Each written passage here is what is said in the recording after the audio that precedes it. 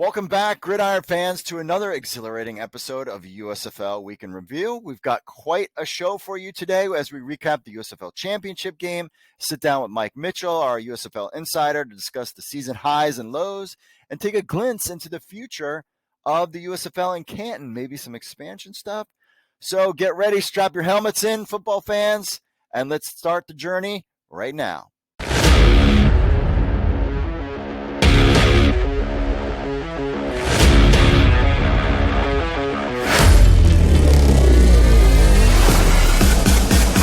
What an incredible climax to the season we had. Let's rewind to the USFL Championship and take a look at a moment to relive this kind of spectacle. I mean, what were your thoughts on the game? The Birmingham Stallions rout the Pittsburgh Maulers 28-12 and are your USFL back-to-back two-time back-to-back USFL champions. Alex Magoo, I thought, should have been the MVP maybe.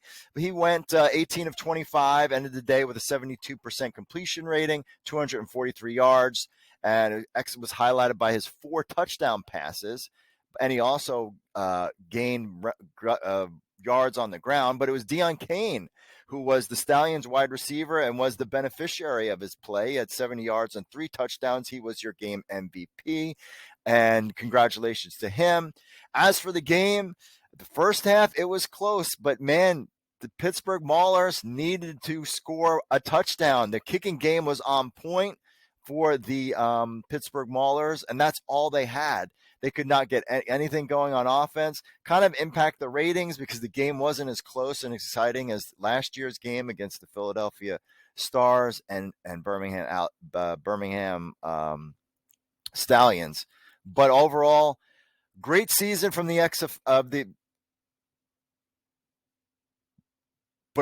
great season for the USFL. Excited to see what comes in year 3. And is Alex Magoo going to be back? Is Pittsburgh Maulers going to have a new quarterback? Lots of questions we're just going to have to see for the offseason. So let us know what you think in the comments about the championship game this year. All right, we are here on USFL News Hub channel with the main man, Mike Mitchell. Mike, thanks so much for joining us. We are wrapping up the USFL season, so give us your thoughts on the championship game. Thanks for having me on, Mark. It was a fun season. Predictable ending. It's like watching a sequel that has the same ending to the first movie. You got to be impressed with the Birmingham Stallions. Skip Holtz did a tremendous job. I think Zachary Potter, the GM, doesn't get enough credit. Like, the Stallions lost a lot of key players from their championship team a year ago. Their best receiver, Marlon Williams. Bo Scarborough, running back, he got hurt early in the season. Everybody knows about Jamar Smith getting hurt. Mm-hmm. And so Zach Potter did a very good job, the GM of the Stallions, bringing in players like, Person Jr., and players like that throughout the season. And I think the big thing is with Alex Magoo, how much he evolved as a player this season, his relationship with Skip Holtz. The Stallions were the inevitable champions. It felt like they were going to be champions, from season point on. They kind of had a little bit of a hiccup early on, and they put things together. The Maulers were game, good defense, but you're not going to win a championship kicking only field goals. And, the Stallions were just too much for them. You had one division where 2 teams made the playoffs with 4 and 6. And then you had, Superior South division with the Stallions who are head and shoulders above everybody there.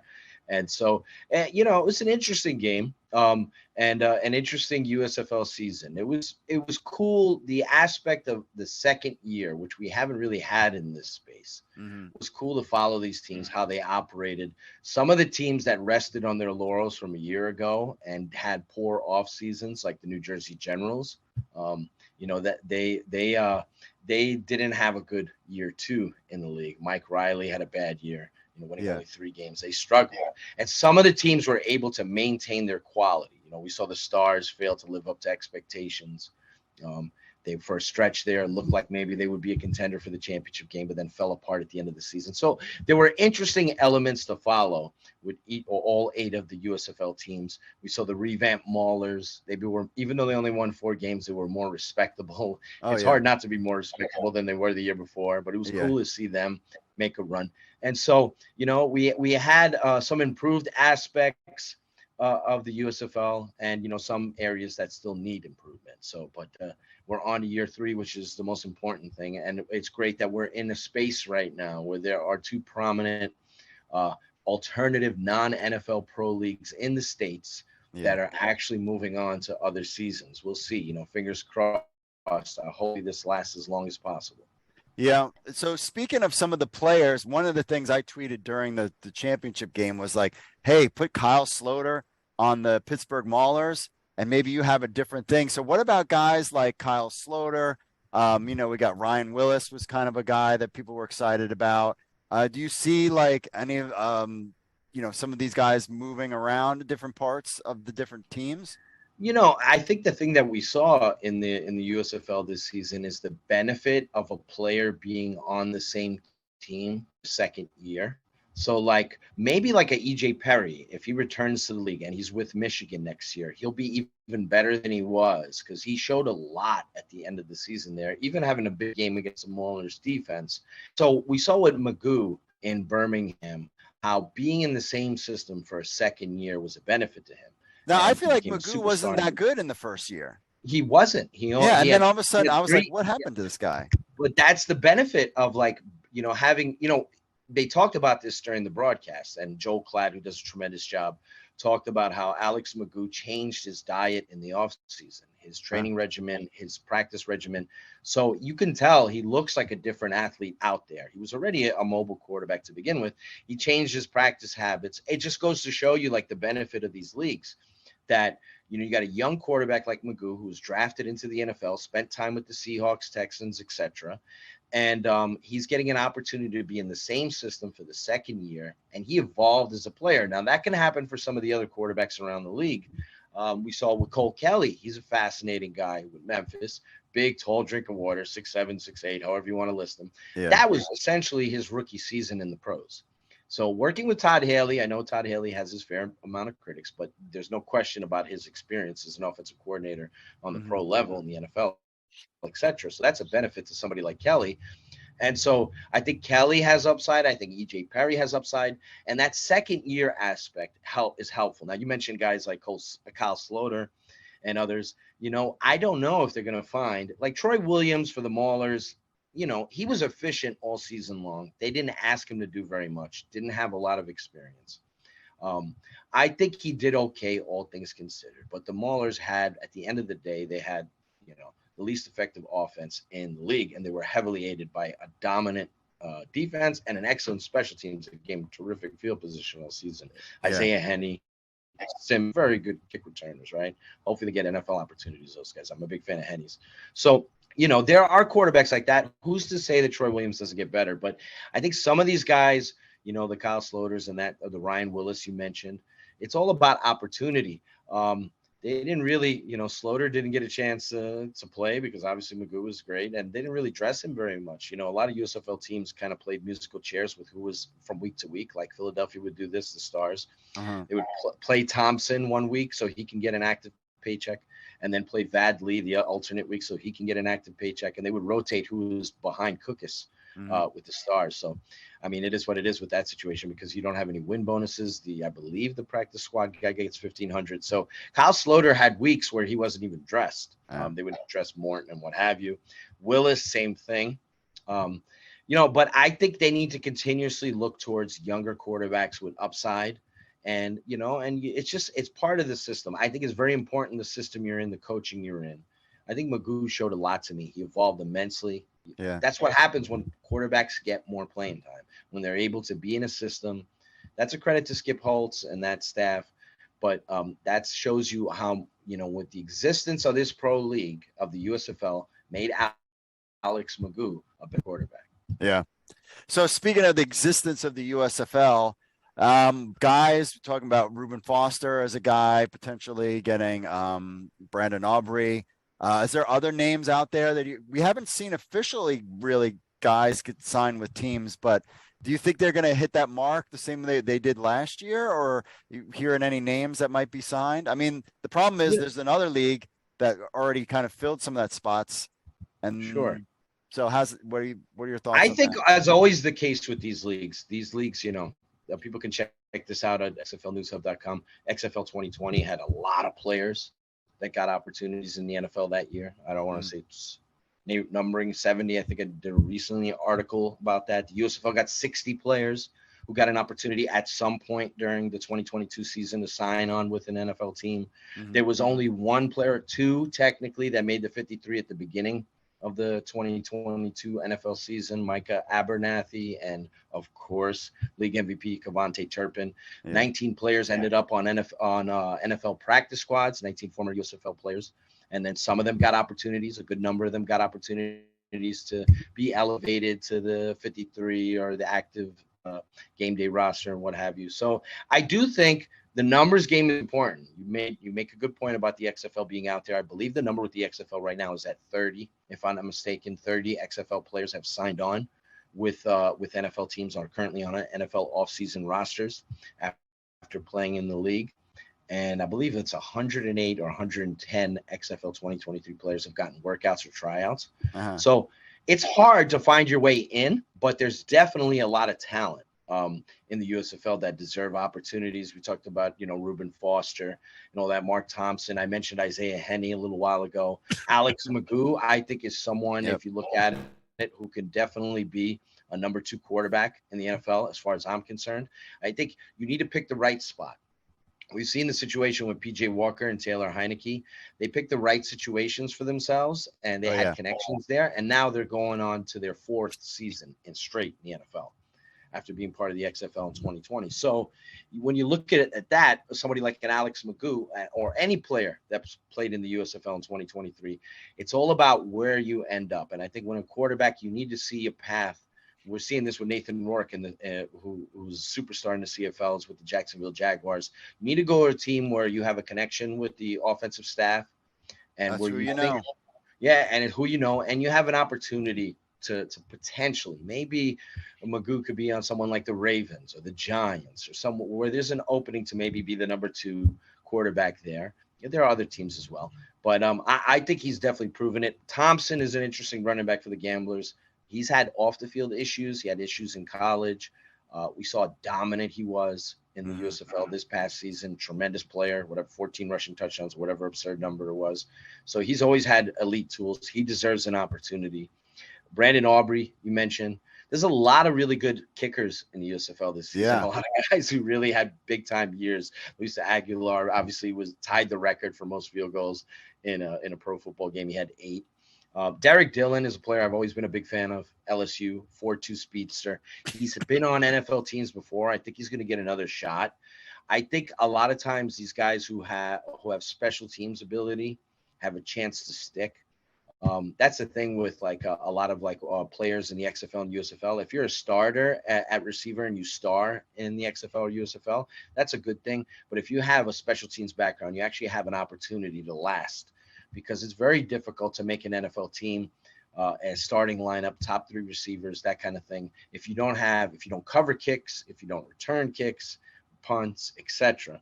So I think that's a way to get in. So Derek Dillon's a guy I really like from Memphis, formerly of the Bandits, right? Formerly of LSU.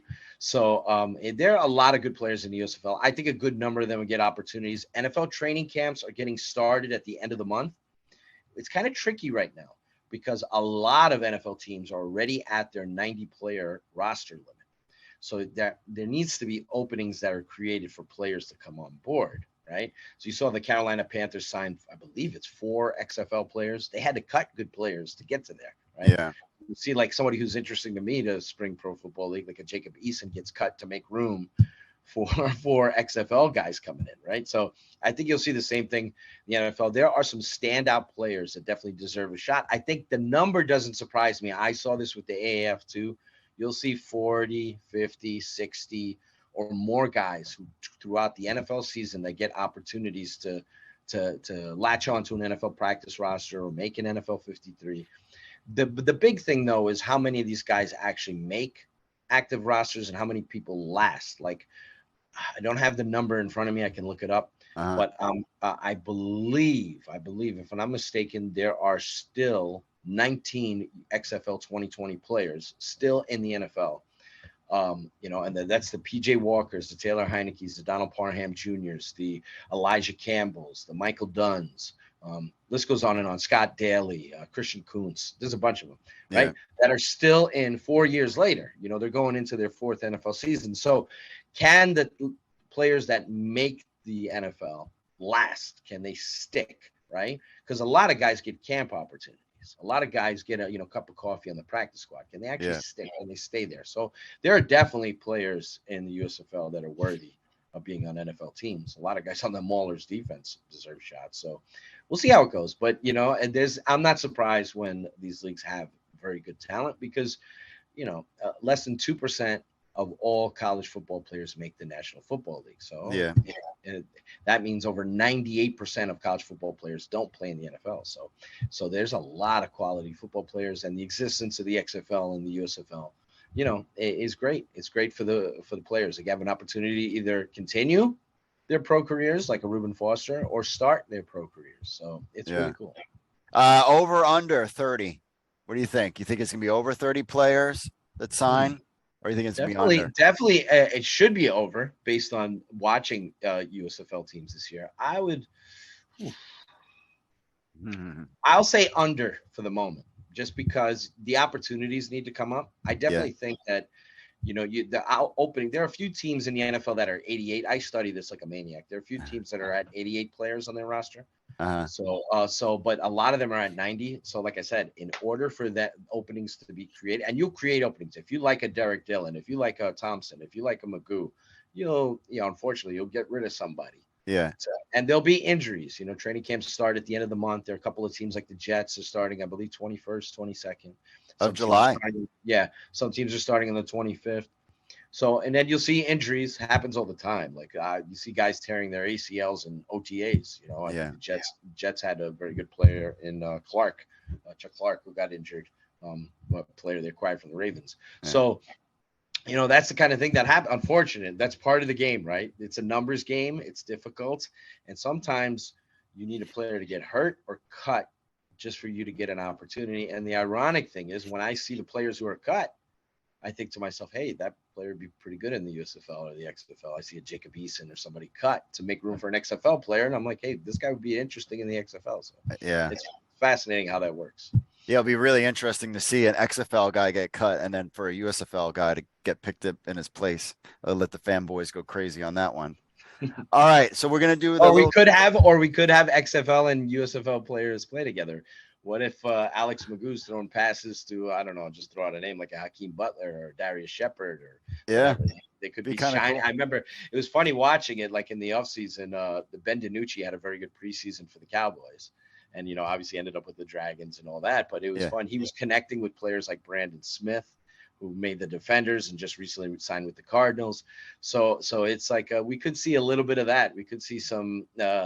So meeting of both worlds where XFL and USFL players play together, become teammates. Because there's situations now with the Steelers where there's players from XFL 2020 on the Steelers, like Kenny Robinson, who was drafted into the NFL. He's in practice covering Hakeem Butler, who played in XFL 2023. They're both former Battlehawks. So it's the 2020 Battlehawk and the 2023 Battlehawk competing against each other in camp and maybe competing for a roster spot. Yeah. All is said and done. So that's kind of unique. So we might get some of that stuff going on. That makes the preseason. I'm a maniac who watches preseason games. Yeah, me too. That makes them even more fun because not only are we going to see future XFL and USFL players during the preseason games, we saw like John Trey Kirkland, hopefully he gets healthy, was a superstar in the preseason last year, and then ended up, being on the Arizona Cardinals practice squad and doing great for Houston before he unfortunately had a season-ending injury. You see a lot of those superstars in the preseason end up in the XFL and USFL, and it's going to be interesting watching the XFL and USFL's best in preseason games playing together with each other on other teams, trying to make a Brandon Aubrey, trying to make a team, that kind of thing. John Parker Romo trying to make a team for the Lions. So it makes the preseason games that more interesting if you follow these leagues. Yeah, it's definitely. If you're a nerd like us, the preseason's a lot of fun, and even going to the games, that's why I like to go to a Ravens preseason game, just because I want to see former players in the USFL and also guys that I'm like, hey, I like that guy. He could be a good fit in one of these leagues. All right, so let's get to the compliment sandwich. So we've been talking about good stuff. I want you to give me. We're going to do 3 negative things you like about the US or about the USFL that you don't like about the USFL, and then we'll Okay. finish with 3 positives from the USFL season. So I've got a couple of mine, and then so we're going to start. This is the compliment sandwich. If you've never heard of it, Google it. So give us 3 negative things about the USFL season this year. Okay. So the obvious, I hate to beat a dead horse. I wrote about this at USFLnewshub.com. I did an analysis on the championship game ratings. The lack of a crowd atmosphere at their games still is an ongoing problem for the USFL. It hurts their perception. It hurts in terms of the atmosphere. It hurts the TV product. It hurts in terms of finances because they're not making money selling tickets. Well, they don't even really make any money selling tickets to begin with. I mean, It hurts. really it's hurt their ratings. It's a hard enough time as it is. We saw the championship game did 1.157 million viewers, 1.2 million if you add streaming. Those are numbers from NBC that were relayed to me directly from NBC. So that's down from last year's 1.5 million viewers, 1.52, I guess, if you round it out. But I think that's a big thing with it right now is the 2 things off the bat, I would say is attendance.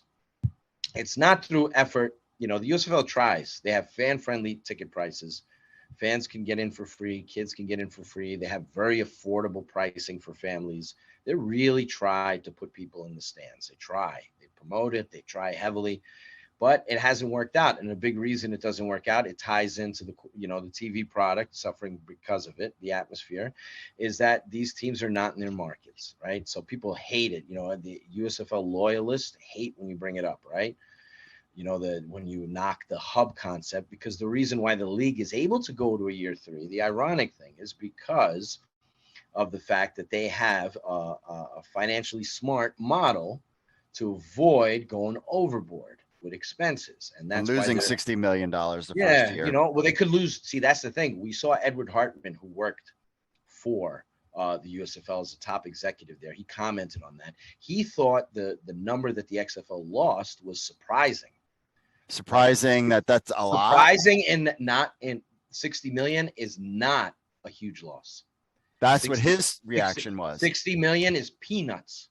He said because it takes hundreds of millions of dollars to fund these leagues. It's tens of millions of dollars just to get insurance alone.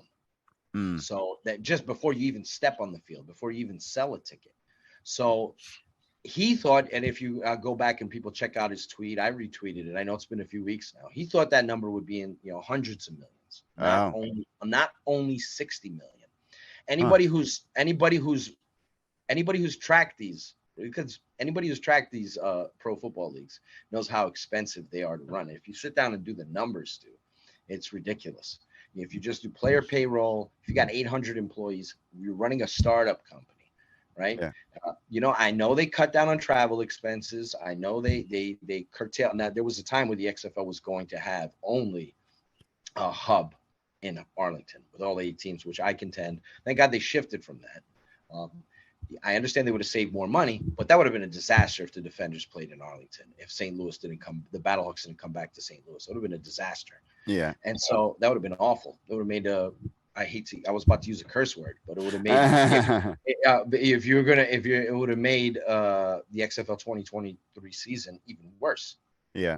Taking away all the luster. If you think about what are the most positive things about the XFL 2023 season?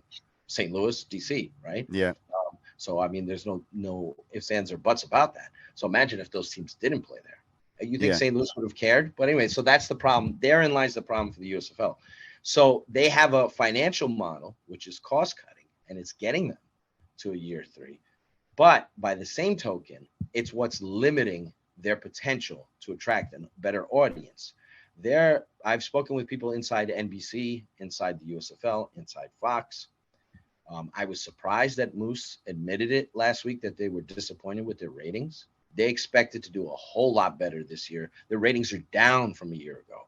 They thought because they planted the seeds and established themselves in season 1, that they would get more viewership, because people are always skeptical about these new leagues. They won't give them any respect. So if you prove that you can survive and you're here to stay, so to speak, that you'll have more people that are interested in your league. Then what they did was they streamlined their schedule. So their schedule wasn't all over the place, something which was great, which was smart.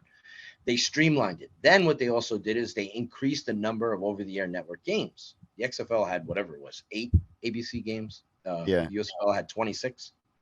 So they figured that the ratings would be much higher. So I think the biggest disappointment, the USFL, is their attendance, and their ratings are a disappointment. That's something I've heard from them, but also you really just look at it. You know, their ratings were down. The ratings were down all across the board. They only had 2 games all season that averaged over 1 million viewers: the championship game and the Derby lead-in game on NBC in Week 4.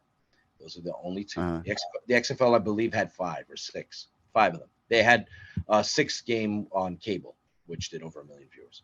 So their ratings, and there's a problem because of the lack of attendance, the lack of an in-stadium atmosphere. It's a hollow feeling, the piped-in crowd noise. With, you know, I've gotten, unfortunately, and I don't go public with this stuff, I've gotten attendance figures for some of these games. The Stars game in particular, I think it was 163 paid. We had actually some people at that game who were from Canada that came down to watch. I believe it was McLeod Bethel Thompson. Oh, really? Came in the whole thing there. So, you know, it's just the attendance, the lack of a in-stadium atmosphere, the attendance and the ratings are both disappointing elements for the USFL. As for the negatives, We got one more. Yeah, one more. That's tough because there's not a lot about the USFL on-field product that I don't like. Not a big fan of Mike Pereira. That's like a little thing of mine. I think he's very inconsistent. I think anytime you're in that chair and you're an ultimate ruler and have authority over, they did blow a call in the championship game that a lot of people were pissed off about. I'm not a big fan of that of his work.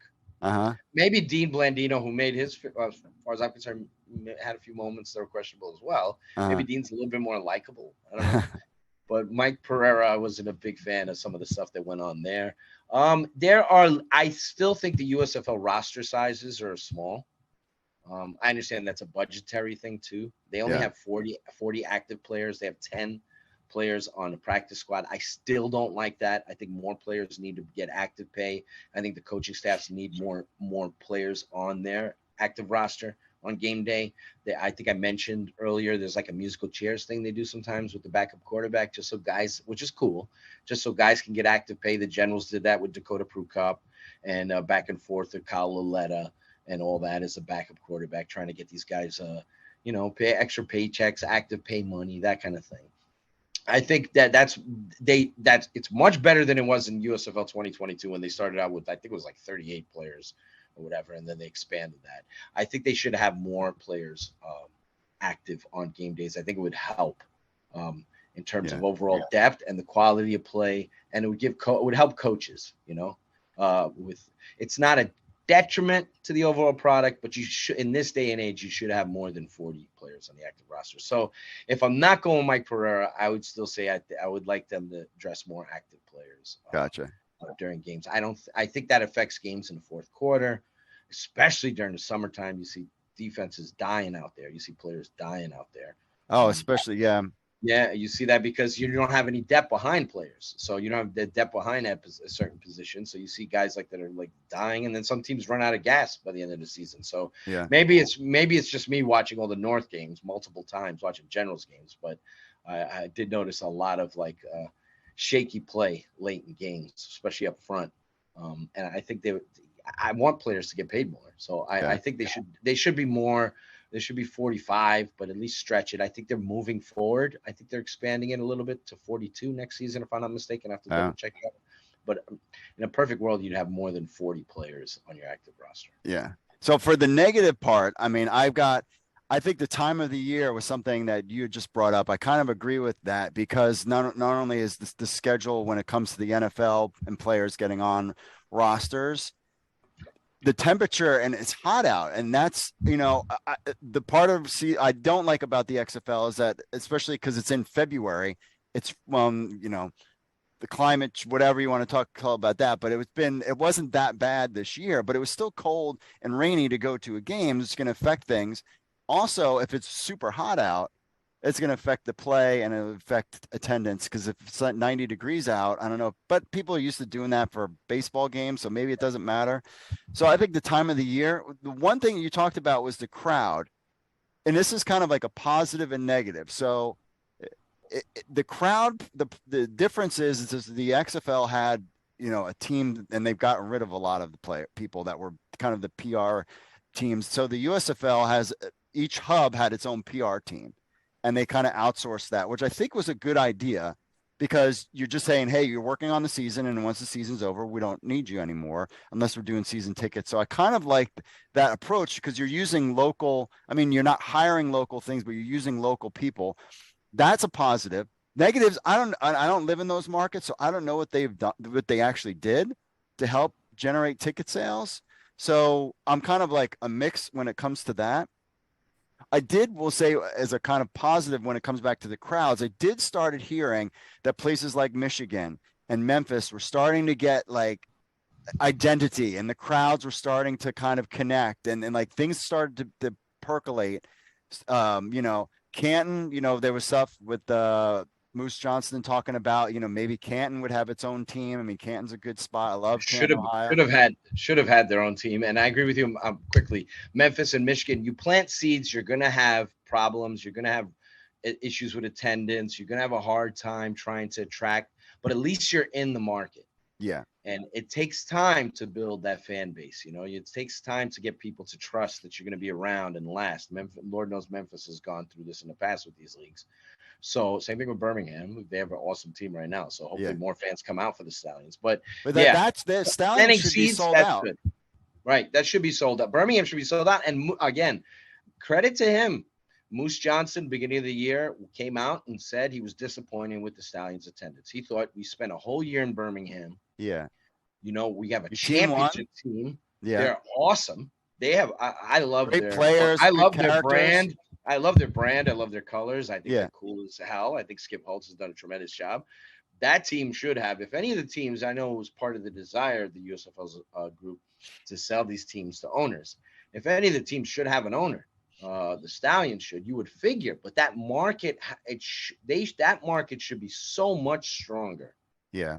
And Moose came out and said that as much. Yeah. He's disappointed in their attendance, because the USFL, if any place should be receptive to the USFL, it's Birmingham. Yeah.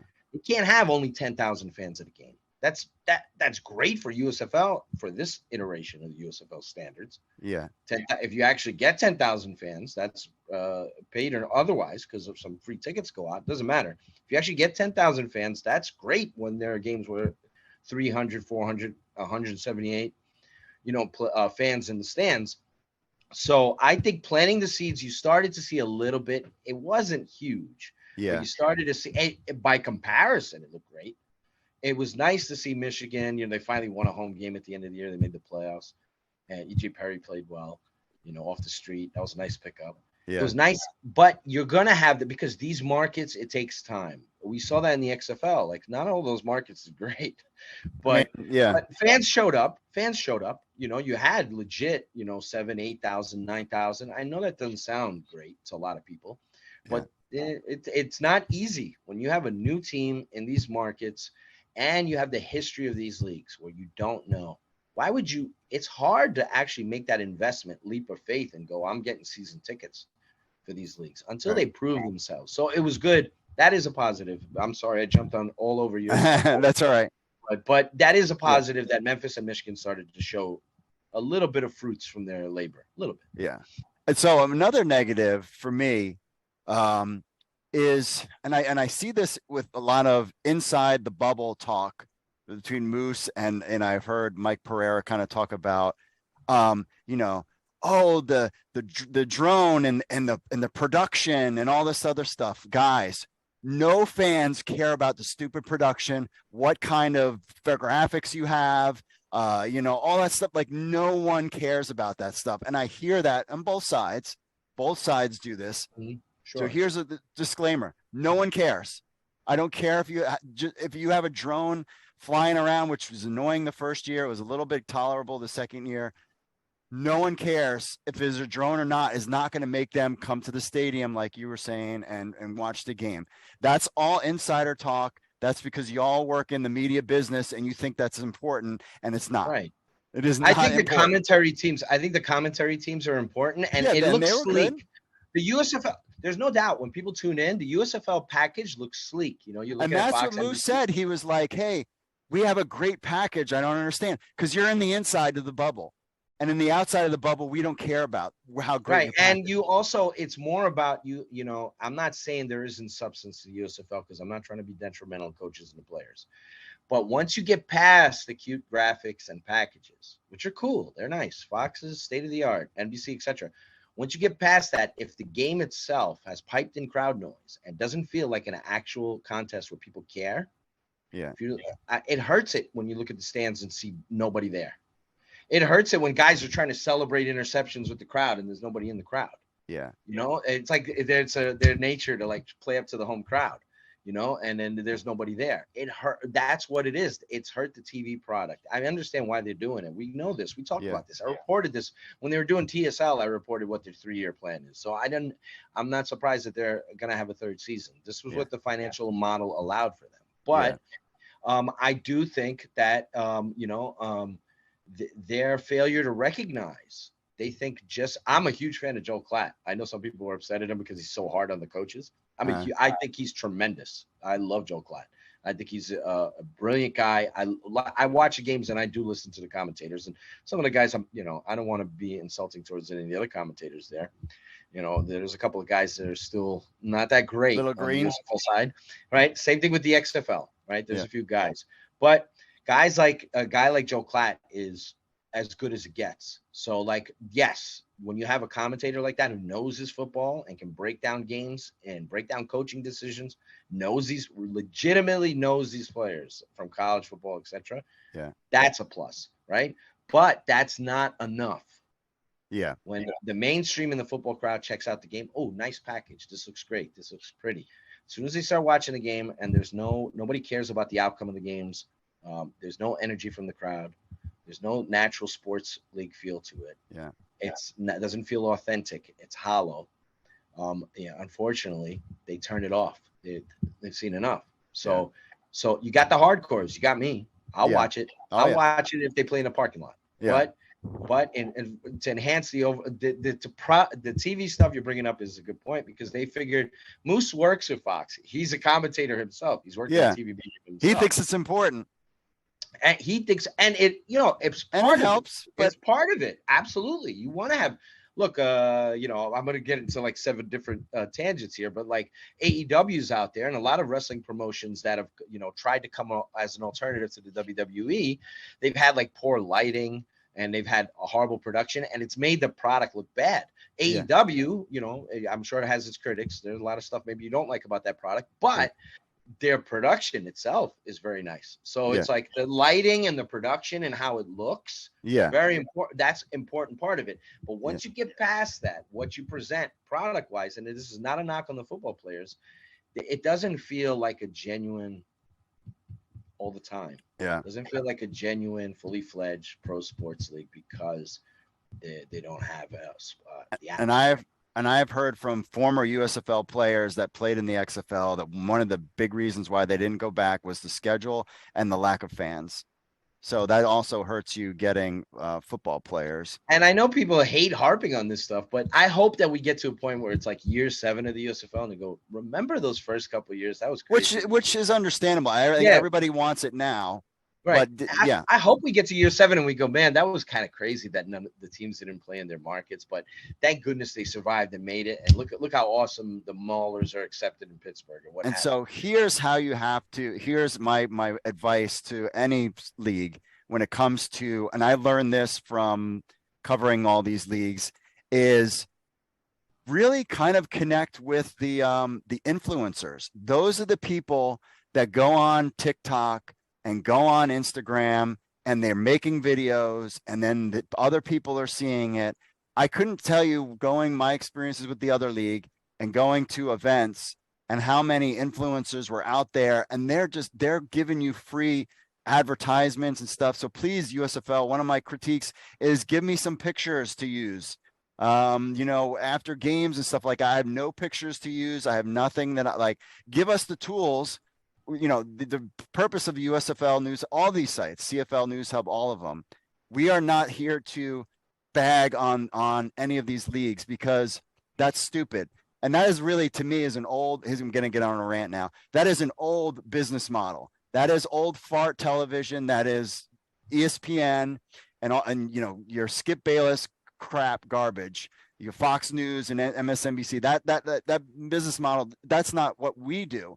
We're here to enhance the league and promote the league, that by giving you content that doesn't exist on Fox Sports, which your own channels don't even talk about, the USFL, which is it's like all these other shows are if you had a show on Fox Sports, I mean, the XFL tried to do something on ESPN, and the guy who was in charge, head of that show, just got canned. And they didn't even promote that. None of these leagues, and I know it costs money and all this other stuff, but if Fox Sports had a weekly show, you've got nothing on there but garbage sports, both leagues, put on a show. It doesn't have to be this high. Put us on it there, and we'll just do it from Zoom. It'd be better than nothing, to kind of get that juice into the sport where people can kind of connect and see what's going on. And I mean, you have the tools at Fox Sports, these shows that go behind the scenes or whatever. The USFL did it, the XFL did it. Nice, cool. But connect with your influencers and create more influencers. The more people out there. I mean, the NFL is in just a massive loop cycle, because all the sports talk shows, all they talk about is football. And you go on Sirius XM fantasy sports. They don't even talk about basketball fantasy or baseball fantasy, hardly. They talk about football. Now they're talking about football. That's because it's kind of in this self-fulfilling loop, and there's so many people that are into it that it's just kind of, the snowball just got huge. And now the NFL is the king of all sports in North America. The way you can get that with all of these leagues is focus on the influencers, let them give you the free advertisement to push it to the next level, and promote you're doing events and get the word out there. Social media is not super important, because some people are like, oh, they should tweet more. Twitter is, I mean, in itself I'm sorry, it is a dying platform as we speak. As Instagram supposedly is and coming out there with their own Twitter killer. We'll see how that goes. But still, people love Instagram. On Facebook, I can't tell you, when I meet fans, a lot of them use Facebook and Instagram more than some of these other things. So it's really, trying to connect with the influencers. They're the ones that are going to draw interest. The reason why people will, to bring back to the XFL, the St. Louis, because all the other markets were disappointment, in my opinion. I mean, yeah. Orlando, San Antonio was disappointing. I mean, Vegas, we won't even talk about that. But St. Louis and DC. Why was DC so popular? It was because of the stupid beer snake. And it was a lot of fun, and the atmosphere was hot, and everybody who went to the game was like, this was a lot of fun. I saw like the Boatmen or something was in Memphis. Like, go all in on Boatmen. Just get a bunch of young college students with boat hats, like the little Captain Stubing hats from whatever, stick them in the end zone and get 30 of them. Just go to a fraternity and give them all tickets, and then let them cultivate that, that thing there. The Michigan Panthers, they could do that as well. Like, Birmingham, get those guys to make their selfies, because that's what brought people to the game. St. Louis, people are in St. Louis because they want to stick it to Stan Kroenke and the NFL. That is a big reason. But other two that's like a main reason, but also it's the atmosphere, and they're excited about having football. These leagues need to focus. That's how I think you build interest in your local markets. Yeah, these leagues have a very difficult time getting any attention on the sports landscape. You'll know when they've made it, when radio shows, talk shows, I know radio's going away, but online shows, podcasts, when they actually start talking about the way we talk about the NFL, where they actually start talking about the leagues, their players, their teams, and rather than just the attendance, the ratings, the business And aspect Moose of it. said he would to focus on the players in the offseason. I 100% agree. Yeah. That's Yeah, right and on. it's like, And I think he's a great leader, by the way. I think to have him as the guy, I think is a good. I think they might need some more business guys behind this. I would say Oliver Luck or Jeffrey Pollock. Bring one of those two guys. Jeffrey Pollock in particular. He's a guy that I would snag in a heartbeat to help run that league. that would be a huge move for the USFL to do something like that. But you have a hard time getting mainstream media attention. Yeah. Yeah, when you get outside this bubble, like I write about an NFL team, I've been an NFL fan my whole life. Most NFL fans mock these leagues, don't think they're important, think they're insignificant, and that's the truth. And if you just step out of the bubble, a lot don't even know they exist, right? It's not on the radar. The USFL, XFL, it's like a blip on the mainstream sports fans' radar. So it's hard. The media treats it the same way. It's hard to get. So if you do have influencers and people, transparency is important. Information is important. If you provide the free information to them, assist these people, the people who are covering your league, and the outlets, and for them to succeed, it has to go beyond the fan dedicated sites, the Discords, the Reddits, appealing to those little pockets is not going to grow the league. Yeah. The fan service stuff, that's good, but you need to appeal to like the influencers, media people. You need to embrace, don't distance. And then you need to work extra hard to get the mainstream to sample your product and give you a chance, because they're not going to grow. They're not going to grow to the point where, the ratings went down this year. Interest went down in the USFL. So, and it's a shame, but it's the truth. They didn't build upon what they had last year. They didn't do horrible. But it was a disappointment. So they did less than they did last year. So I should have done better, and they know it, and they publicly said it. I'm surprised Moose publicly said that, but I think they need to find a way, because Fox, every now and again, Bayless, no longer Shannon Sharp, they would talk about the USFL a little bit, show some highlights. They do a little bit of that on FS1, some shows, but it feels forced. It doesn't feel natural. Feel forced. It feels like an infomercial. It doesn't feel like, that they're like, really, oh, great. We really wanted to talk about Aaron Rodgers again for the 50th time. Yeah, exactly. They're not really into it. So you're never it's going to take time to get to the point where anybody in the mainstream pays attention to you and all of a sudden starts breaking down the Maulers defensive line and Boogie Roberts, right?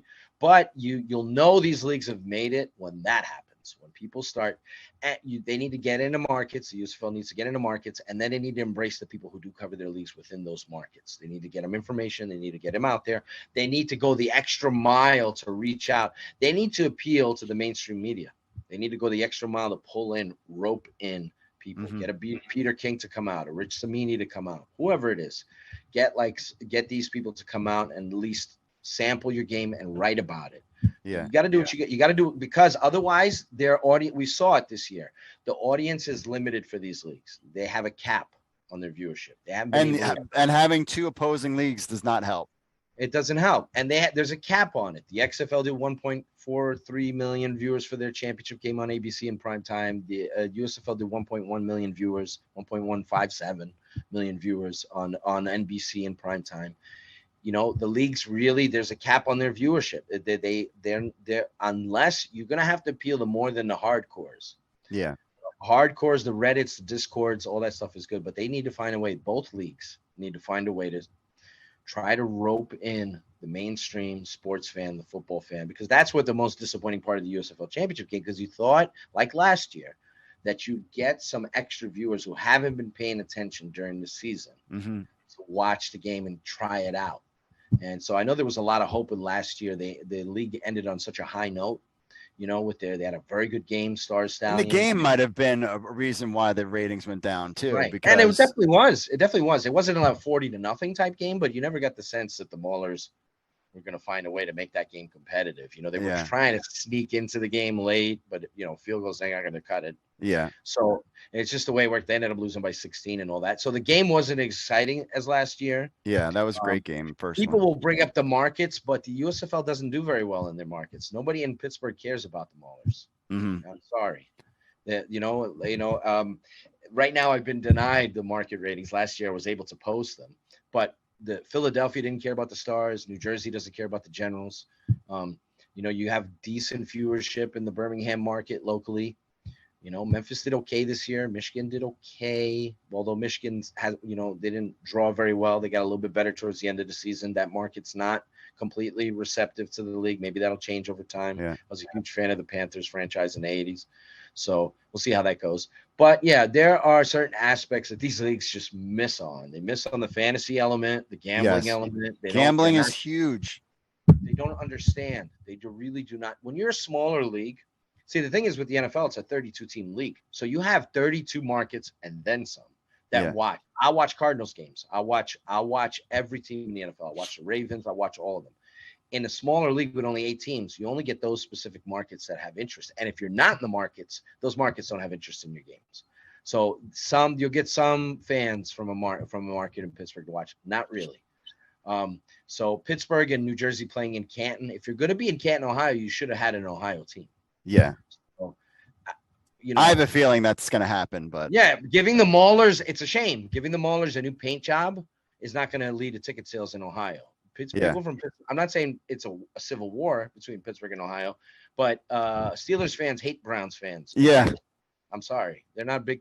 They're beautiful places. Nothing wrong. I love Ohio. I've always Yeah. for a pro football team in Ohio, Columbus to be specific, but I love Ohio. Great football place. They always have great ratings, right? But unless their team is actually called Ohio, they're not going to give a shit about, we changed our team to black and gold to appeal to Pittsburgh, but they're playing in Ohio. Yeah.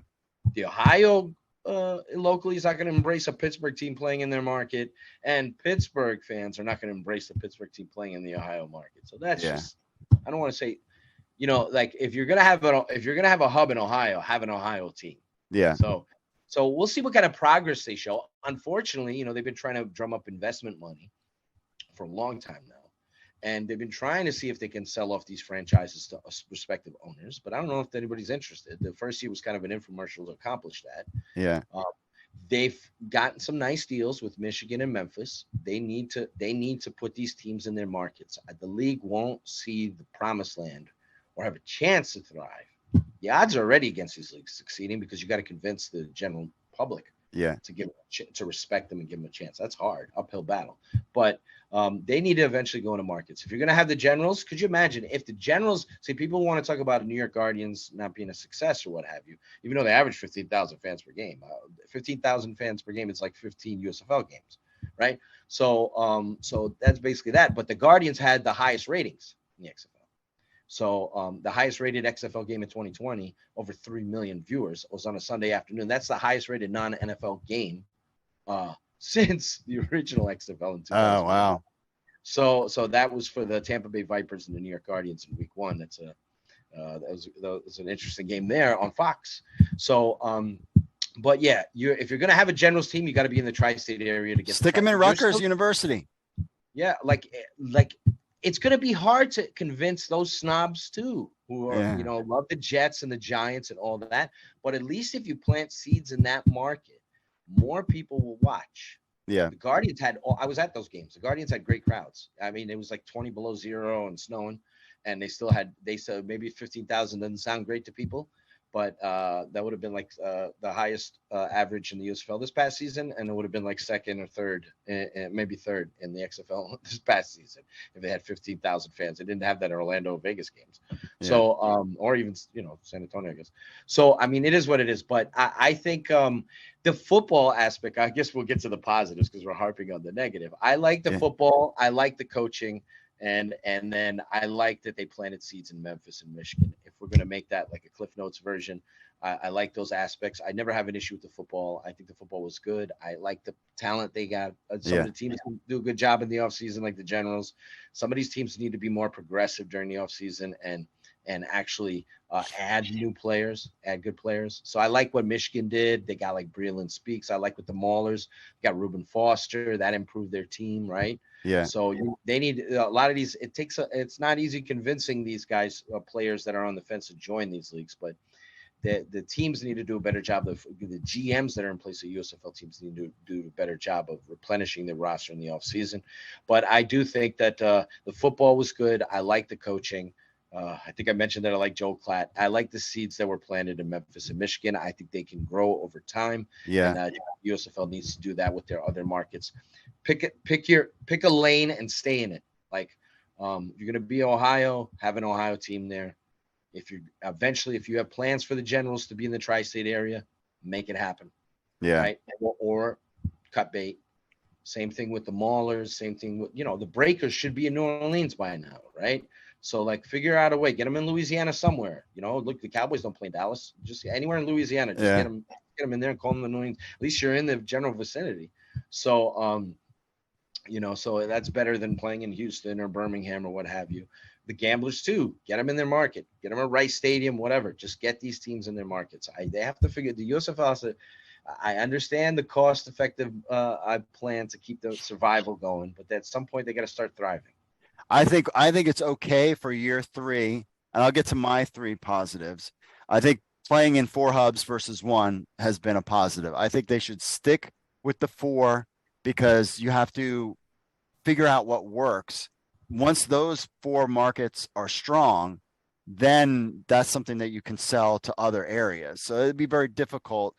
I would still stick with I have a feeling, I think it would be good if they kind of switch, retire a team and stick a team, and it could come back, kind of like how they said Tampa Bay Bandits isn't over yet. It's just not here yet. My advice to PR people from all sports, on all of these leagues, is take a tip from the CFL and Armand Doman for the BC Lions. That first game of the season, all those home markets, have a good band play halftime, play in the beginning, so that it gets fans out and gets that kind of party atmosphere. That's kind of how you have to sell it. I mean, the DC Defenders game is all about the beer snake and the chant, and Seattle or St. Louis is all about the tailgate before. I don't know what goes on in those other markets, but that's kind of like where the juice comes from. So start this first season with if you want to get attendance, have some music, that first game, have a named artist. I mean, you're Fox Sports, you know people, and people owe you favors and all this other stuff. Get some good artists there that first game of the season. And also for the local PR teams, bring back former players at events. No one knows, yes, you could bring Alex Magoo to a Birmingham Stallions event, and that's going to do well. I mean, I don't care if Alex Magoo charges $5 so that it makes it worth him to go. $5 for an autograph or something like that, or you don't, you pay him. I don't know, whatever your budget stuff is, but that type of, Case Cookus might bring some people, but bring back even NFL guys. Like if you're trying to sell Michigan, and you're in Detroit, you bring back Herman Moore, or, you know what I mean? Like somebody from the Lions, or, if you're, I don't know what you would do about Memphis, but, if you're, you're in Canton, Ohio. I mean, you wouldn't want to bring, a Cleveland Brown guy to you know what I mean? But like that will get fans. Like give us influencers or whatever we are, a hook to bring in other people. I am going to do it's been the only people around me know about any of these leagues is because I talk about them. I'm getting, and now that it's been a full season, I have a lot of people that want to come to a game. I'm not going to tell them to go buy tickets. My plan is to rent a bus, and everybody will pay, that will pick us up and take us all, my friends included and their friends, to the game. We know where we're going to go hang out before. We'll go to the game, then we'll get a bus home, because that's the only way for me that I know that I could get them to go to the game. So that's the way these other local markets, I think, need to play play that thing is to bust people in, see if, for $5, you get a ticket here. Oh, hey, there's going to be a concert. I mean, the CFL had LL Cool J at I don't care who you bring in, to just kind of give people a reason to come back out, because you're dealing with also, I think the reason why all attendance is down across all these leagues is you're coming back from the post-pandemic world. People are not used to going out. I know a lot of people that are still, hermits in their homes still after all this stuff. Me and my wife are out all the time, and she's a big, let's go outside, go out all the time kind of person. I would be more of an introvert, but now we're out all the time, and there's still people that are doing it. So you're fighting that. So that would be my advice as far as getting fans, real advice, getting fans in the stands. But I think playing in the 4 hubs, getting to a year 3, that is a win. There's only one other league that did that, and that was the original USFL. I think that is a positive. I liked the fact that they were kind of making deals. I liked that they were doing some NFT things. They deal with Upper Deck. I bought a couple of like the, digital cards and stuff like that. It would be great to have, USFL cards that you can buy in the store. I don't know how all that kind of stuff works, but and the schedule. I thought the schedule and the broadcast partners was by far the best. I mean, we saw traffic on the site spike. If you're on Fox and MS or NBC, went up. When you're on USA, is down. So I mean, it was definitely drawing interest. But I mean, any of your thoughts on my ramblings there? No, it's all good stuff. Like anything you can do to appeal locally is good for the teams. They got to be in the market. So that's just like it's just gonna. I understand the plan right now is 4 hubs. I think they're gonna try. I know they tried to find a location for the Stars and didn't work out in Pennsylvania. So they ended up settling for Canton as like a neutral hub. And then, so they got Memphis, they got Michigan, they got Birmingham in their markets. They need to do a better job. You want to see progression. You would think a lot of, this from the traffic we get, right? Anytime you talk about, as silly as it seems to people, but anytime you talk about expansion, you get a lot of traffic. And yes, with these leagues, you have to, what's your hook? And that's your hook too. Right? It tells you what the fans are really interested in. Give me a reason to be part of your league. Like the hook for year 2 was, hey, now we're playing in more cities, right? We're going to be in Memphis. We're going to be in Michigan. Year 3, they kind of need a hook. And I don't know if you're bringing back the exact same setup that you had in year 2. I don't know if that's enough. So my opinion is they need an Ohio team. Who that comes at the expense of, we'll see. That'd be weird for the Maulers to disappear after they played in the championship game. That's a tough one, and they just rebranded it. They rebranded a black and yellow, black and gold, however you want it, black and yellow, to appeal to Pittsburgh, and they're not even in Pittsburgh. And then to abolish the team, that'd be a little bit strange, right? Yeah. So the Ohio Maulers, I suppose, but I think they should be in at least another city. I don't know which. The Stars should at least be in their city, in Pennsylvania. I think they need to show, there has to be beyond. I'm excited. I'm going to watch every game. I'm a maniac. I did an all USFL team. I watched every single game multiple times. So we're talking, there are 43 games this season, at least close to 90 times. The Generals, unfortunately, I had to go back and watch 2 or 3 times. Every preview I did, I watched the games again, because I feel like you pick up nuances that you don't pick up the first time you watch something live, right? So anyhow, I think they need to have a hook. I don't see what the hook is beyond. Moose said that they're not adding any teams, right? See, that's the thing too with with any of these leagues. By the time you get to year 3 and year 4, there has to be a hint of. Now, there wasn't growth in the ratings. There wasn't real growth in attendance, even though they had. Ohio did not work out. For free spatula day, I got nothing against spatulas, but free spatula day, I think they had with Memphis or whatever. That wasn't really or Michigan. Yeah, that's another thing these local markets can do. That works for minor league baseball. Right. So you Magoo's try everything. bobblehead. So they tried. Like they tried. The tickets are priced a certain way that are extremely affordable. They try very hard they promote on their social media outlets about tickets and this, that, and the other. It's not like they're not trying. It just hasn't worked out. But I think they don't. My problem with the USFL in year 3, not the football. I'm glad they're coming back. I can't wait to the next season. It's gonna be fun. Right. I'm into all these teams. I'm interested to see what these teams do in the offseason. But I don't see what the hook is for year 3. There needs to be a hook to make you want to see part 3 of this league. And I don't think if they bring it back, just run it back with what they had, man, maybe they'll do a little bit better in Memphis. Depends on the team wins. Maybe they'll do a little bit better in Michigan. Depends on what the team does in the offseason if they win. But if the Generals and Maulers are in the same spot, the Stars are still not at home. It hinders the overall growth and product and the perception of the league.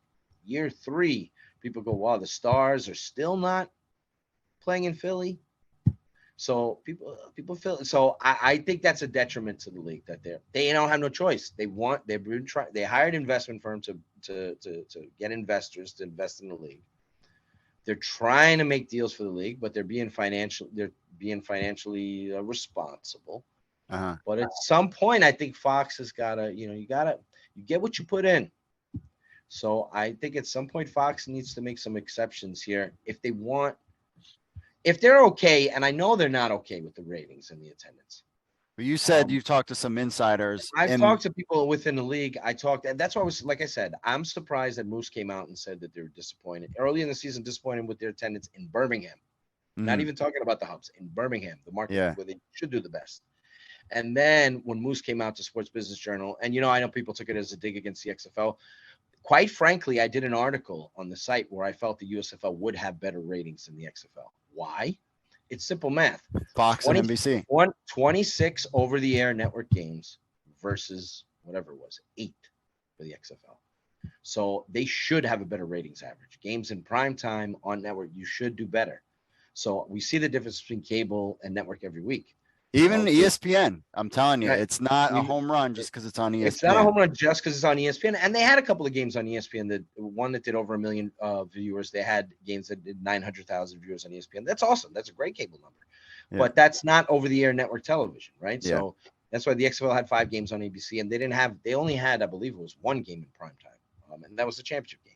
In terms of on network television on ABC. A lot of crappy times too the XFL had on their schedule. Oh boy, and that was a big problem too. Like early in the season, and they were using it to help build up FX, right? So when I look back on it, I think, oh my God, they had 700,000 viewers, 655,000 viewers on FX.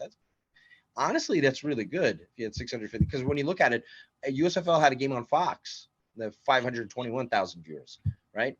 So that's on Fox with the Generals. So I mean, TSL had, I believe they averaged 409,000 viewers when they were on Fox the year before USFL re-arrived, if that's even a word. So they had 400, I think their max was 439,000 for one of the games. We did the TSL ratings on the site. I covered every game in TSL, the Jousters and all that. Yeah. So Luis Perez. So anyhow, but I think if they need a hook for season 3, and it's unfortunate because maybe the financial model doesn't allow for it. So, and they're probably a little upset. And see, I have to ask. I didn't ask this, so I don't know this for sure. So this is just me speculating. But and I know the XFL has said that they plan on a different union potentially representing their players. So we'll see what happens. There hasn't been any news of that.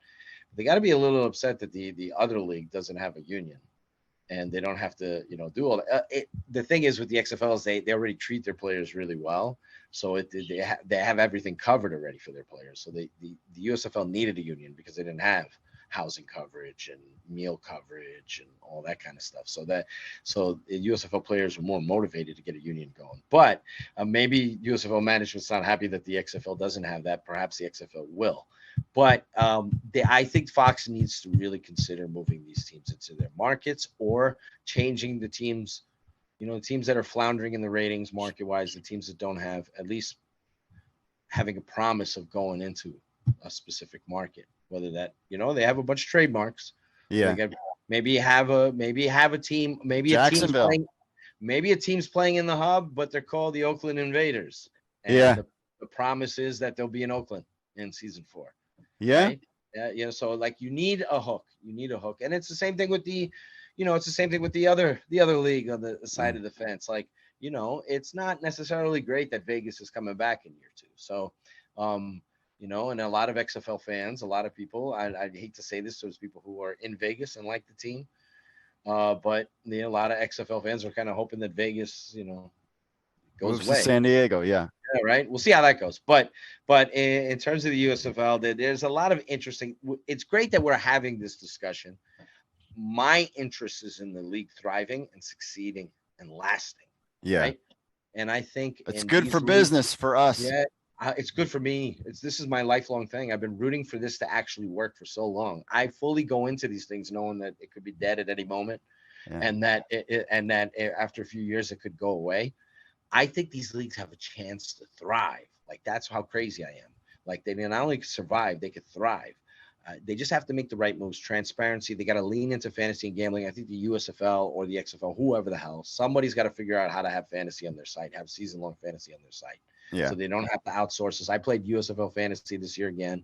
Went to the championship game, unfortunately lost, but I won't talk about that. But I think the USFL needs to have fantasy. I think they do a little bit. They dip their toe in the water, but not enough. And you need to reach out. You need to be transparent in your information. You need to reach out to these outlets.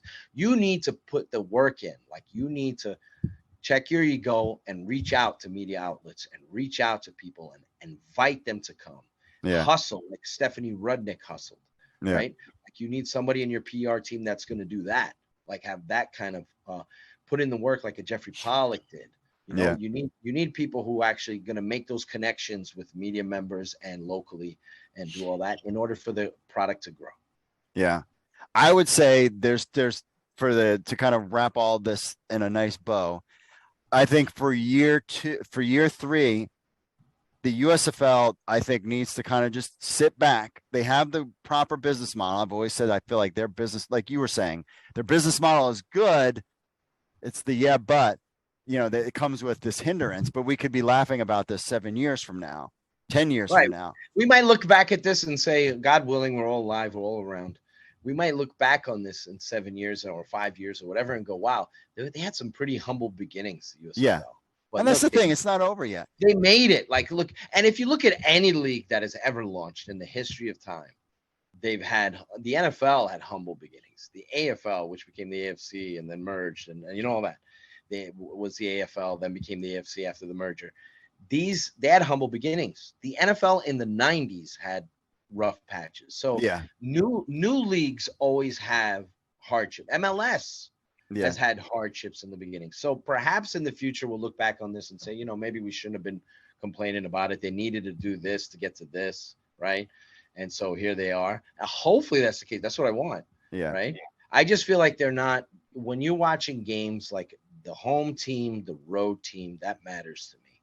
The crowd being in fully immersed in the action, that matters to me. And so that matters to me. So it's people don't want to be reminded of the pandemic when they watch these games. Yeah. The attendance doesn't have to be great. If you're in an individual market, if you're in Houston and you're doing 5,000, okay to start. Yeah. Right. You can build upon that. At least look in the XFL championship game. The one thing they did have was they had fans from all fan bases at the game. They're legitimately I was there at both championships, USFL too. Not this year. I was pretty surprised. Like, there's legitimate Vipers and Guardians fans, the two teams that took a lot of heat during the season. They didn't have very good records, and attendance wise, it wasn't too spectacular. But I was surprised that there was actually fans from that traveled. So you got to plant your seeds in order to grow. They haven't planted their seeds yet. Yeah. You're not gonna grow artificially. You need actual real sunlight. So I don't see that for the Generals and Maulers in Ohio.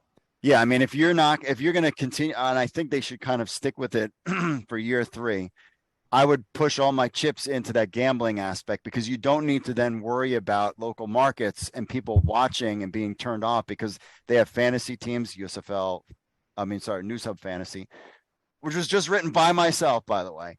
And please give us a free API, not spending $9,000 on an API. I'm sorry. I won't even spend $900 on an API. But Yeah, they need to lean something, into fantasy and gambling. Like, I'm really hoping that one of these lean into that next year. Plus, to me, there's a little blood in the water when it comes to the XFL. We've talked about this on other programs that, if the XFL has this kind of dip in year 2, that there's concern that there might not be a year 3 there. So if you got the business model and you're chilling and you're hanging out on the sidelines, I would definitely have Canton have its own team, do whatever you got to do. You could still keep it the 4, try to build those local fan bases up, push all your chips into fantasy and betting and all this other stuff, real-time betting. I don't know. The XFL didn't have it. None of the leagues had it where it's like, fourth quarter and you can bet in the fourth quarter if players did. I don't think the USFL had that either. Yeah, and Fox has divisions that are dedicated to gambling. You like make the USFL like, hey, this is let's try out all this gambling stuff. Let's go all in on this. All in on the gambling piece. They should do it, and the USFL should make the fantasy stuff in-house. I know I don't know why they're so dismissive. The reason why the NFL grew in popularity was because of fantasy football. Now it's because of fantasy football. I'm telling you. Yeah. It made fans bigger fans because they obtained knowledge about all the teams. And the players. Fan can tell you, Jets fan can tell you everything about the Arizona Cardinals backup receivers. They will pay attention. If you play fantasy football, you will pay attention to all 32 teams. Yeah. You will, in the middle of a work day during your lunch break, look at who the Rams practice report and see who played. Yeah. And who's practicing and who's going to play and who's hurt and all that. It immerses you. It makes you're wrapped up in the league when the games are not even played. Because that's the thing. How do you get people to talk about your league, not just when the games are on? Like, how do you get people to be interested in your league on a daily basis? How do you monetize the fan base when they're not at the games? You're only going to have 5 home games a season. Yeah. So you have to figure out a way to and so information is key. You need to promote your product. You need to provide fantasy and gambling. Yep. You need to do that heavily. And I think, and then they need to go out of their way to try to, that's the thing. They don't have a lot of earned media coverage. You already have Fox and NBC in your house. Yeah. So you own the league. So it's like, to the USFL, they plastered all over, their commercials were plastered all over SmackDown, which is like one of the top shows, 18 to 49 in all the network television. Yeah. Every Friday night it does it. Their ratings keep going up. So every week you would see USFL ads during SmackDown, right, which is a hot show. And you see the USFL had ads during the Super Bowl. That wasn't paid for. That was huge. That's huge. For the traffic for our site. Constant Exploded. ads. Constant. You know how people would die to have that? How much money people pay to have that? And they just had free advertising during the Super Bowl, during the NFL playoffs. So they had that benefit, but that still wasn't enough to lure in, the casual fans to come sample our product. We're here to stay. Look at Kavonte Turpin. Look at this. Look at that. Yeah. The problem is when people sample the product, they see a lot of what they saw the year before. Empty stadiums, no energy, no crowd energy. It doesn't feel like an it product. It's like it just doesn't look like people care, like something's going on, something's happening. So they need to figure out that. If they can figure out that and maintain – they're spending a lot of money, but they're not spending, you're going to end up, you pay for insurance, you pay tens of millions of dollars for player insurance, right? And then you pay tens of millions of dollars for player salaries, as well as employees for the league, right? Coaches, et cetera, trainers, et cetera. Yeah. You got to pay for all that stuff. So every year you're going to spend a lot of money.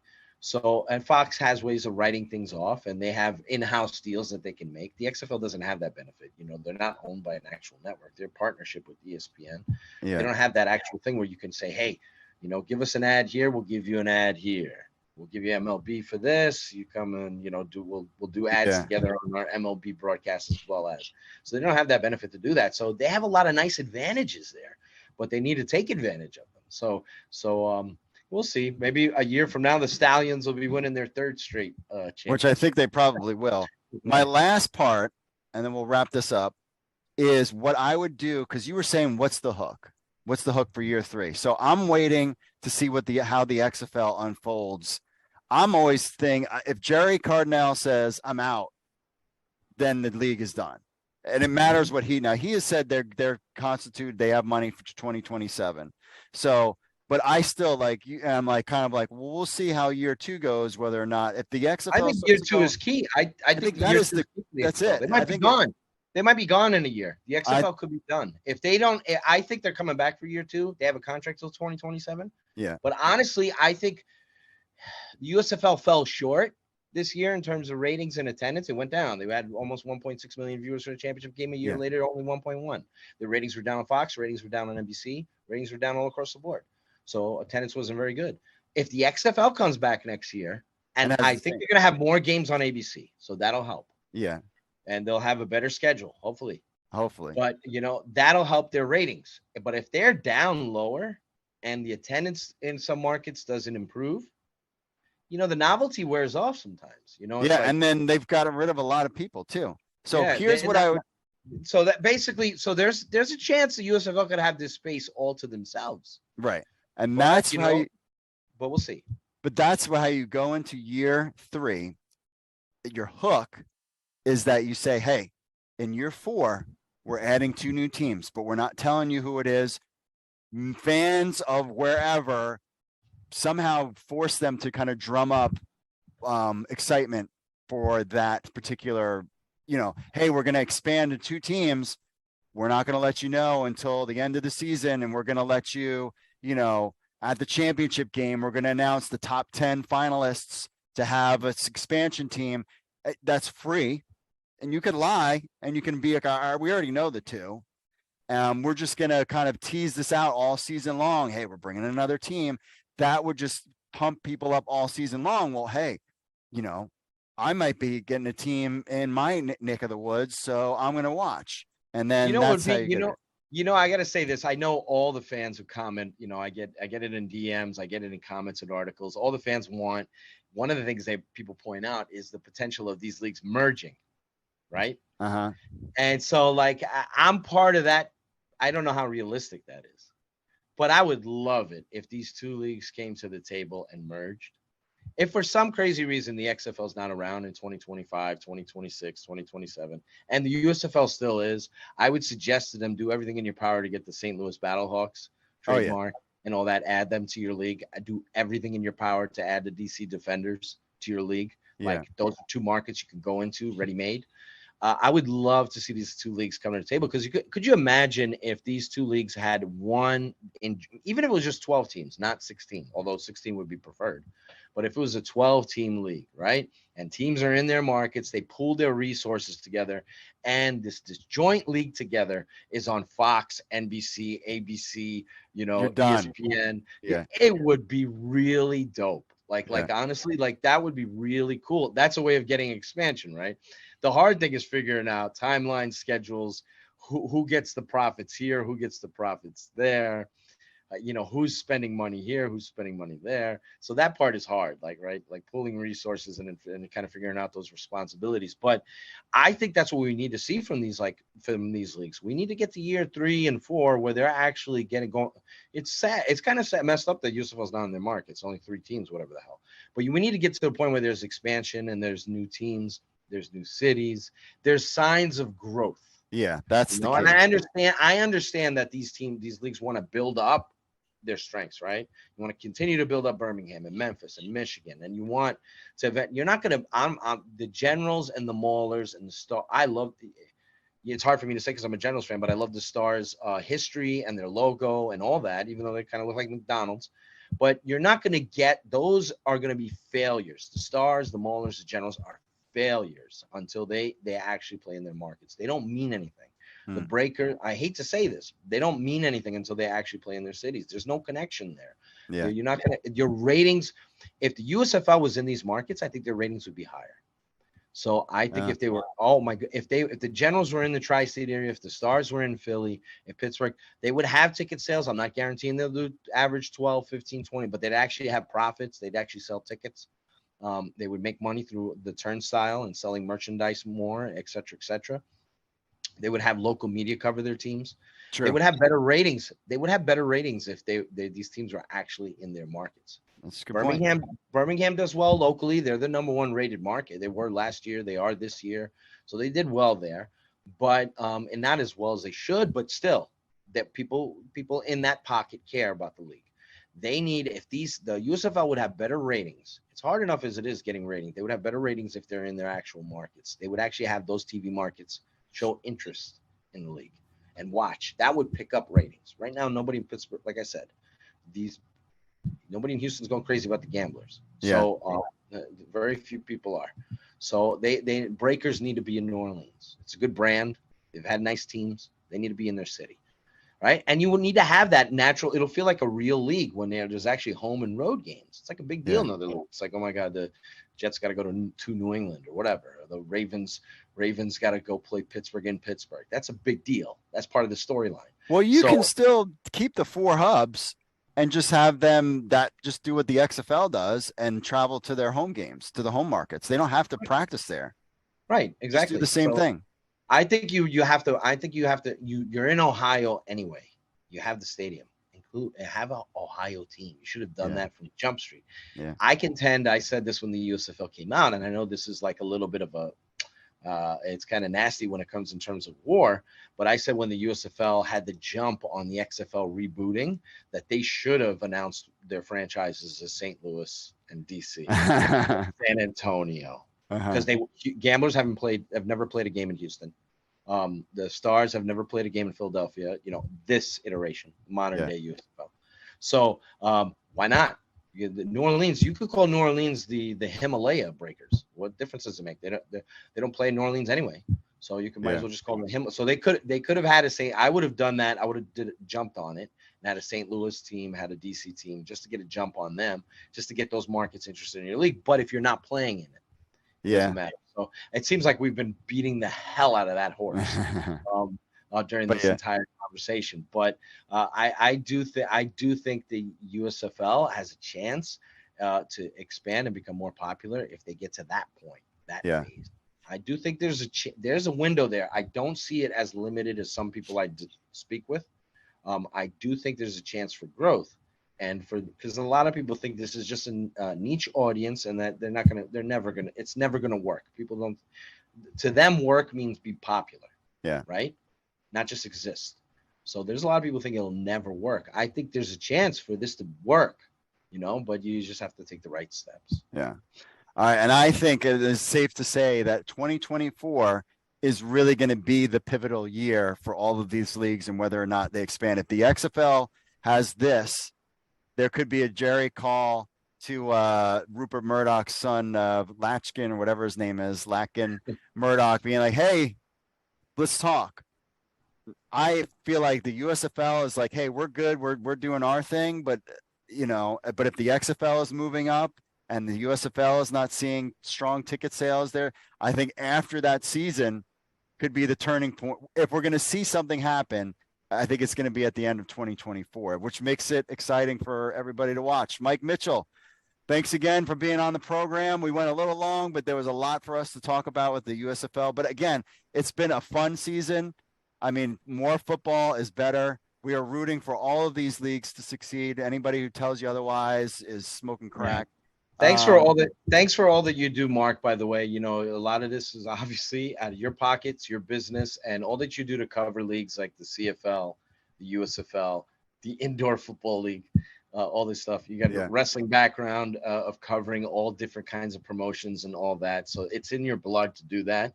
Yeah. So you've done that, and so thanks for doing that. You provide, an outlet for players and coaches and these leagues to be talked about, written about, and you provide an outlet for young professionals to advance their careers and be able to voice their opinions and write and all that. So appreciate, Mark, all that you do. I know that you're vilified and hated, maybe by some people in Canada and all that. It's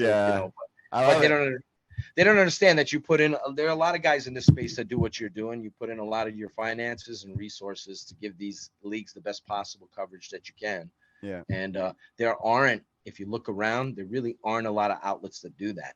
So, I mean, we have people in the space that do that. Thank goodness there are people out there that do it, but there really aren't, because the mainstream media is not writing daily articles about these leagues. They're just not. Yeah. Hey, I appreciate you, Mike Mitchell, the king, the GOAT. For always being part of, all the team here. We couldn't do it without you either, because you are an icon in the alt football space. And if we're going to build a Hall of Fame, Mike Mitchell will be a first balloter. There's no question about that. That's silly, but thank you. Thank you. All right, Mike. Any final words to USFL fans to wrap up the 2023 season? No, and thanks for coming aboard. Thanks for checking out the articles. Thanks for checking out the power rankings articles, the preview articles, reading all the guy Pat Ruffino, Sam Shady, all the Yep. great writers we have, everybody on the team, checking out their work. They work very hard. It's a labor of love. So and then I appreciate the fans who've given this concept a go, and I've checked out these articles and the people that care about these leagues. It's awesome to see. Yeah. So thanks for checking out everybody's work. All right. Thank you. Thanks again. Thanks, Mark. Hello there, football fans. You're tuned into the USFL News Hub, and today we're diving into the future of the USFL with a focus on the league's expansion plans and its ties to Canton, Ohio, the Hall of Fame city. Last year, the USFL made a triumphant return, and Canton was at the center of its resurgence, hosting both the Maulers and the New Jersey Generals, and being the stage for the USFL playoffs and championship games. Canton played a vital role. But will Canton continue to be part of the league's grand vision? In a recent Candid interview, USFL President Daryl Moose Johnston shed some light on the league's future plans. Johnston confirmed, quote, "We're in conversations with potential areas to expand into," hinting at a grand ambition to transition all teams into their home markets. As the league aims to grow, questions arise regarding the future of the USFL in Canton, Ohio. Johnston stated, quote, "What works best as we continue to grow that relationship with the Hall of Fame and the Hall of Fame Village. There's been some thought giving to rebranding and perhaps even an Ohio designation." Johnson adds, "Those are conversations that have been had within the USFL family as we look at the future. Might there be a Ohio USFL team designation or a city designation? We'll just have to find out. Canton getting their own team, perhaps?" Johnson also sees the Hall of Fame Village playing a vital role in the league's future, envisioning it as an affordable family experience. The family and football-centered approach the Village takes was highly praised by Johnson. Quote, "It's a unique approach, what they're doing." But one thing is for certain, Johnson remains dedicated to keeping Canton a part of the USFL's journey. He strongly affirmed, quote, "To me, the meaning Canton has for professional football is too big for it not to be part of what we're doing. So I will do everything I can to keep Canton a part of it." Close quote. Now, only time will tell how the USFL plans unfold and how Canton's role will evolve. Will we get Pittsburgh Maulers moving out? Would Canton get their own team? That would be kind of cool. One thing we know for sure is that the journey will be an intriguing one. Are you a fan of the XFL, USFL, and CFL football? Get ready to embrace your inner general manager with NewsHubFantasy.com's fantasy football experience. NewsHubFantasy.com offers you an unparalleled fantasy football platform bringing together fans of the XFL, USFL, and CFL football leagues. Compete in season-long fantasy with leagues up to 6 players. You can create your own for friends, or you can join an existing league. Draft your ideal team with our 7 active roster spots, including a quarterback, running back, wide receiver, flex, tight end, kicker, plus 3 bench spots. Show off your football knowledge and strategy and dominate your league. Our user-friendly interface makes it easy to manage with your team and get the latest news in your XFL or USFL or CFL leagues on the go. Plus, News Hub Fantasy offers mock drafts, pick'em games, and so much more all season long. So don't miss out on the action. Sign up now at newshubfantasy.com and become the ultimate football fantasy manager. All right, quick congratulations to our players of the year. First, Derek Dillon is the 2023 USFL Special Teams Player of the Year. So many exciting plays for him. I'd be stunned if he was not on a roster, NFL roster. Also, Mark Thompson and Frank Ginda are your offensive and defensive player of the years. Mark Thompson, of course, from the Houston Gamblers, and Frank Ginda, linebacker for the Michigan Panthers. Both had outstanding seasons combined. And then, of course, no shocker here, Birmingham Stallions QB Alex Magoo is your 2023 USFL Most Valuable Player. All well-deserved across the board. Congratulations to all those players. And the question is, are they going to get picked up by teams, or will they return for season 3? We're just going to have to find out. Hey there, USFL fans. Welcome back to USFL News Hub. Today we have some important updates straight from the top. But before we dive into it, and if you're new here or haven't subscribed yet, hit that subscribe button to stay up to date at all things USFL. Now let's get into it.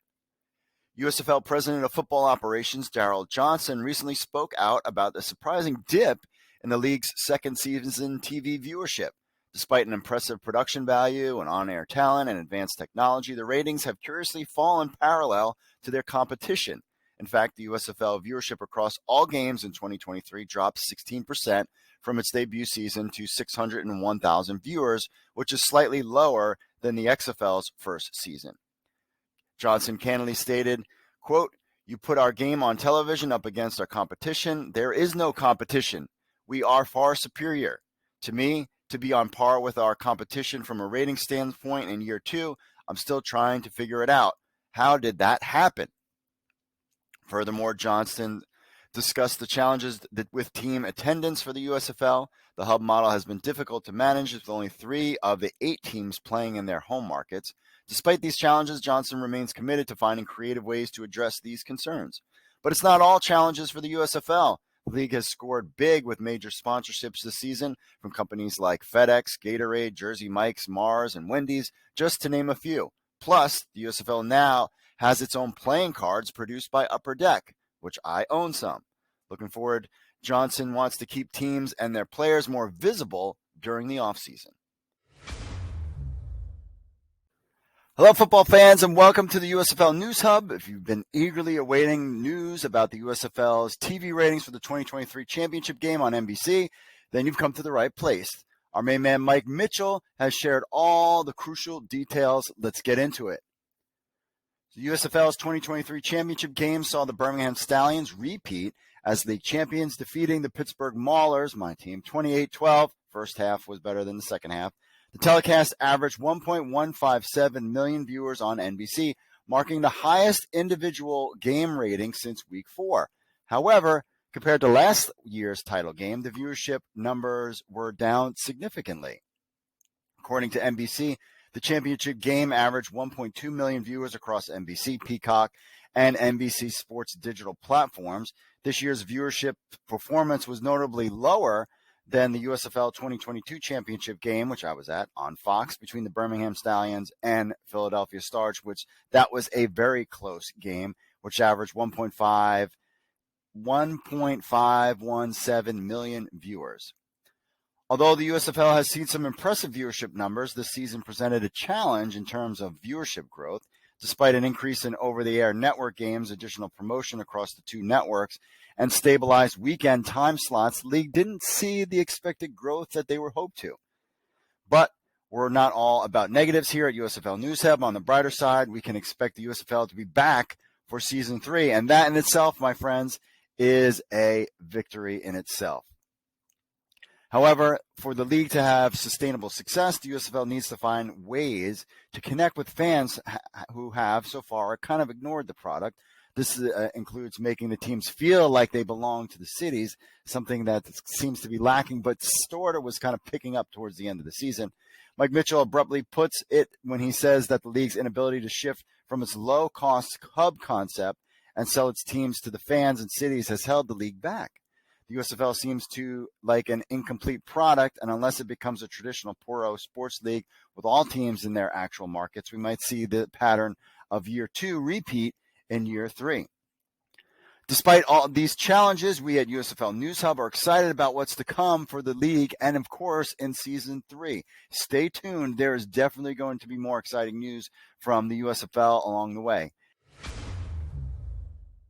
All right, as we close the book on another action-packed episode of the USFL Week in Review, we want to thank you, our loyal listeners and viewers. Remember to subscribe to our show on YouTube, iTunes, and Spotify to stay in the loop of all things USFL. We are basically now going to go into the off-season mode, so you'll get an episode maybe once a month as any kind of major news breaks. We'll kind of keep you in the loop, and then as we get towards like draft season and we get towards the season, we'll ramp things back up to a weekly episode. We definitely want your feedback. What do you like? What do you don't like? What do you want to see from us next year when it comes to USFL News Hub's YouTube channel? We love feedback because that's kind of, I think this is how things should be. and then I get total different feedback from everybody else. So stay tuned. Make sure you like and subscribe, and we will see you in the next episode.